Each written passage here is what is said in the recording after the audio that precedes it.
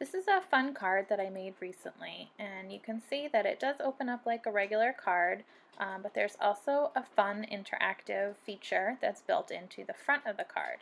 You can see that when you pull this little tab, the octopus slides over and reveals a hidden portion of the sentiment. So this is what I'm going to show you today, the mechanism for making a slider card. I've already gone ahead and put together a little bit of prep work for this card, so let me show you what you're going to need. I'm starting out with my card base, and this is in Bermuda Bay, and I made this so it's a top folding card, and so it's cut at 4 1/4 by 11, scored and folded, and in the middle at 5 1/2. You could certainly make this a side folding card if you prefer. And then you're going to need a panel for the front of your card, and mine measures 3 3/4 by 5. So you can see we're going to get a nice border of the Bermuda Bay on the front of the card. And this is, you can see this looks like designer paper, but it's actually cardstock on the back. If you want to use designer paper, like I did on the front of my octopus card, if you want to use designer paper for this panel, you really want to back it with cardstock. You want it to be nice and sturdy. Then I also have another piece here, and this measures 4 1/2 by 1 1/8. And again, this is designer paper glued onto just some Whisper White cardstock. You can see on my octopus, I just used plain navy cardstock. You can use whatever you like. You just, again, want to make sure that it's nice and sturdy. And then you're going to need some sort of small embellishment to put on the slider part of your card. I made this, I black embossed this sentiment, and I put a couple of the feathers and a little bit of the gold sequin trim behind it.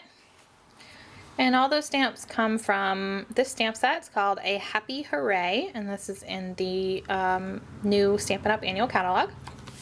And you're also going to need some Stampin' Dimensionals and a 1-inch circle punch.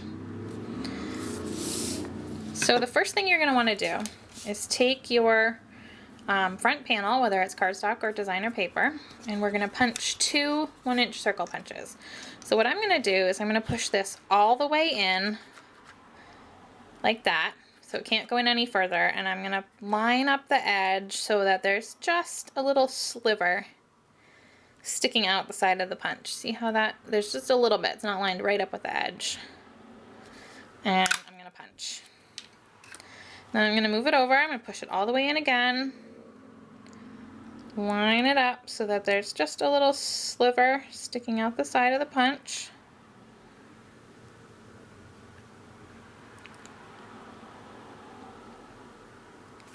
And punch.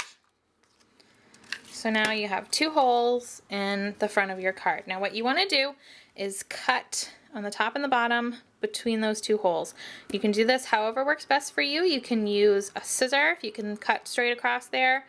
You can use a X-Acto knife and a straight edge. You can use a straight edge to draw a pencil line and cut on that pencil line with your scissors.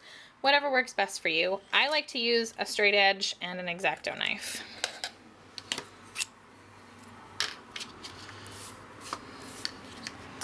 So I'm just trying to line up the tops of the circles with my straight edge. And the trick, if you're using an X-Acto knife, the trick is to make multiple shallow cuts.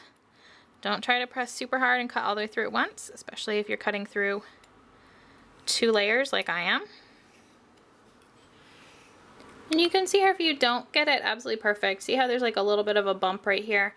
You can just go in with your scissors and just kind of smooth that out a little bit.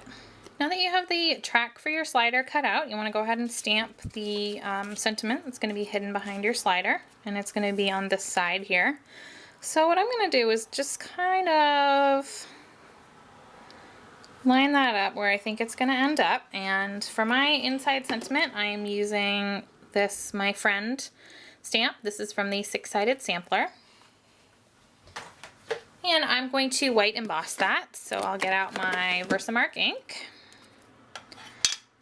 And I'm just going to kind of hold this in place, centered on my card, so that I can make sure that my placement is good.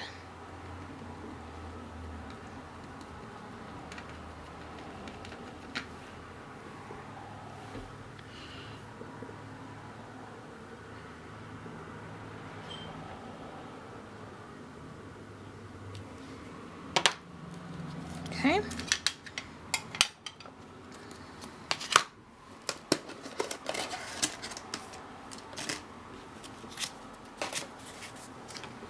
Got my white embossing powder.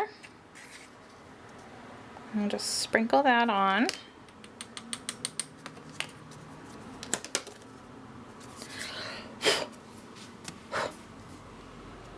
It looks a little crooked, but I think that'll be okay.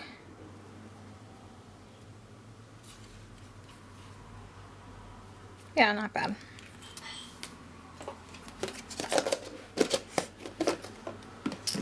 And then I can go ahead and heat set this. Okay, so these are our slider pieces here. I'm going to grab my dimensionals. And what I like to do is use, you can't really see it here because this is a new package of dimensionals, but I like to use this strip along the edges. I think that that gives it, so you're using this portion of the dimensionals here for the cardstock to slide up against. So what I'm gonna do is just come in with my scissors and cut, not quite the whole length, but most of the way across. And then I'm gonna flip over my piece here, take off my little strip of dimensionals, and remember you're using the flat side up against the slider. And I'm just gonna place this close to, but not right at the edge. Okay, just like that.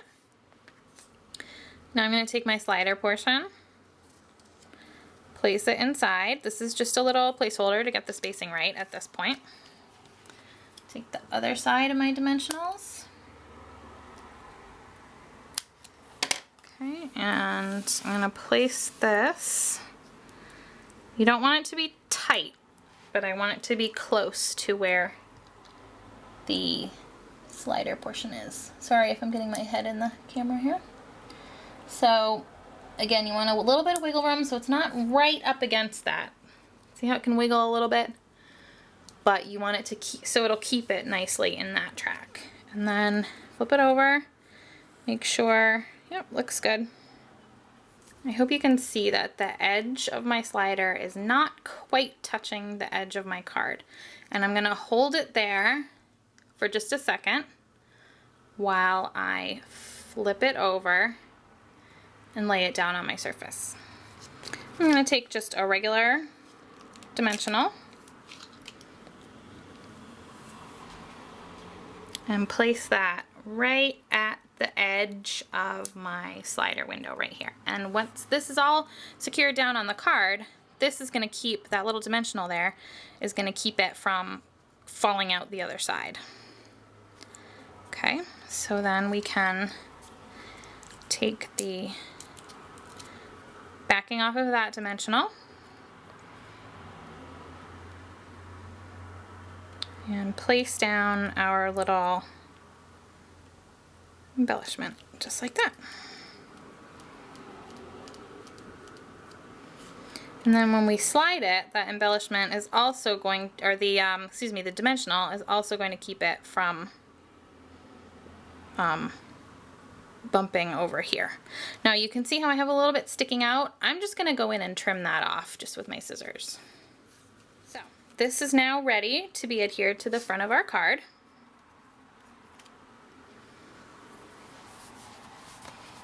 So I'm going to add dimensionals to the back. One thing I do want to note is I like to put a dimensional close to the edge of the card and close to the slider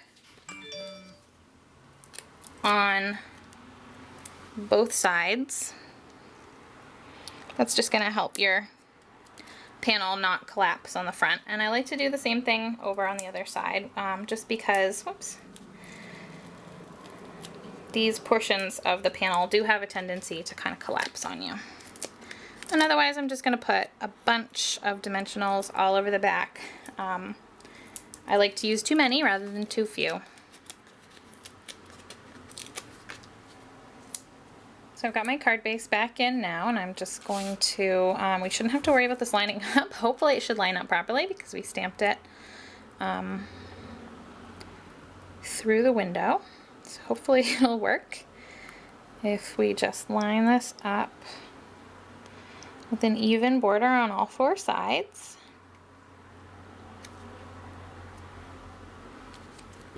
Okay. And now let's try it.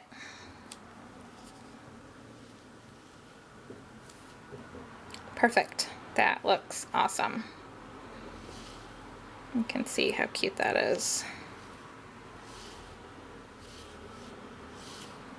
Okay, now one other thing I want to do, I'm going to take a piece of strawberry slush cardstock, and that's the pink feather here, the color I stamped it in. And this is the chevron border punch. I'm just going to go ahead and punch a couple of those. Really only need one, but I can save the other ones for another project. And I'm going to glue this onto this tab right here so that the person that I send this card to knows to pull that tab.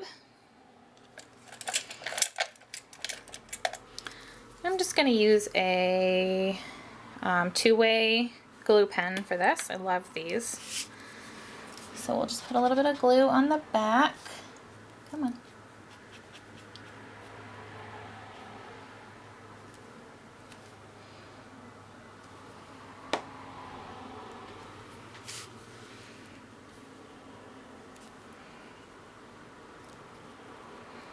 Line that up.